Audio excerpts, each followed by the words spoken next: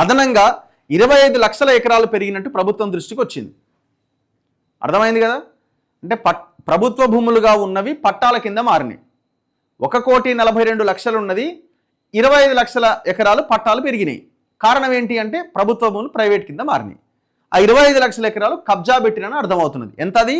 25 లక్షల ఎకరాలు, 25 lakh acres. అంటే ఎన్ని లక్షల, ఎన్ని కోట్ల, ఎన్ని వేల కోట్ల రూపాయల దందా నడిచిందో ఒక్కసారి అర్థం చేసుకోండి.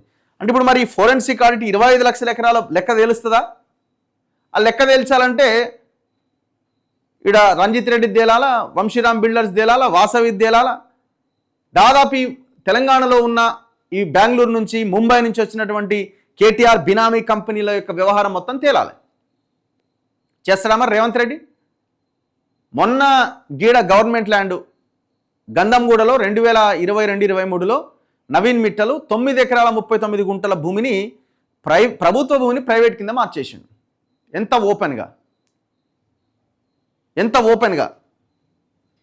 మరి ఏడున్నాడండి నవీన్ మిట్టలు? రేవంత్ రెడ్డి పక్కనే కూర్చున్నాడు.